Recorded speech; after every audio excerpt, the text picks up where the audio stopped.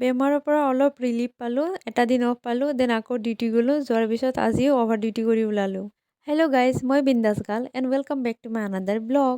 মোৰ এইটো daily routine. ৰাতিপুৱা নিজৰ কামখিনি শেষ কৰি টাইমত গৈ ডিউটি পাব লাগে। মই ডিউটি কৰোঁ মেট্ৰ' হস্পিটেলত, আৰু মেট্ৰ' হস্পিটেল আমাৰ ঘৰৰ পৰা বেছি দূৰত্ব নহয়, অলপমান দূৰত্ব, 20 মিনিটৰ ৰাস্তা। কেতিয়াবা দাদাই লৈ যায়, কেতিয়াবা ভাইটি লৈ যায়, আৰু কেতিয়াবা মই নিজেই যাওঁ। গাড়ীৰ পিছফালে বহি যদি হেলমেট নলগাওঁ, মোৰ অৱস্থা এনেকা হয়। এবাৰ চকু বন্ধ কৰোঁ, এবাৰ খোলোঁ, এবাৰ বন্ধ কৰোঁ, এবাৰ খোলোঁ, আৰু চুলিখিনি এনেকাই উৰি থাকে, উৰি উৰি গৈ কিনে মেডিকেল পাওঁ। মোৰ 3টা ব্ৰাদাৰ, 2টা বিগ এণ্ড এটা লিটিল, আৰু মই অনলি 1 পাৰ্চন। মই অনলি 1 পাৰ্চন হোৱাৰ কাৰণে এইটোৱে এটা প্ৰফিট। চবৰ পৰা মৰম ময়ে বেছি পাওঁ, কাৰণ 3টা দাদাৰ ভিতৰত যদি এটা ভণ্টি থাকে, মৰমটো অভিয়াছলি অকলেই পাম।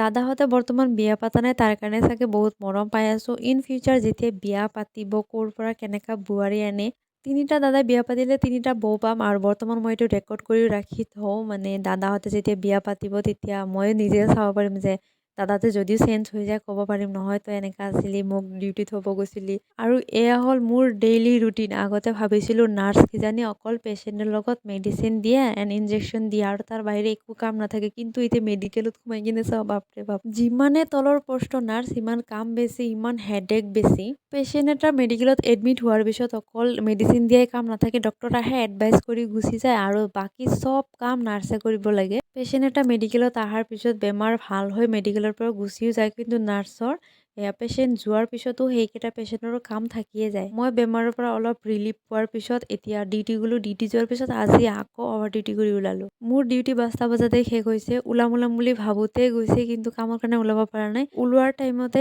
MRDৰ কাম দিলে, মেডিকেল ৰেকৰ্ড ডিপাৰ্টমেণ্টৰ, আৰু সেইটো কামটো এনেকা কষ্টলি কাম হয়, অলপ যদি ভুল হয় MRD অফিচৰ পৰা আকৌ ৰিটাৰ্ণ কৰি দিয়ে চিষ্টাৰক। এফালে ক'বলৈ গ'লে চিষ্টাৰৰ কামতকৈ ডক্টৰৰ কাম বহুত ইজি। চিষ্টাৰতো চব ফালে কথা শুনিব লাগে, পেচেণ্ট কেয়াৰ কৰা, পেচেণ্টক মেডিচিন দিয়া, পেচেণ্টৰ এটেণ্ডেণ্টৰ কথা শুনা, ডক্টৰ আহিলে এডভাইচ কৰিলে কি মেডিচিন কেতিয়া খাব লাগে, চব চিষ্টাৰ, অকল চিষ্টাৰ।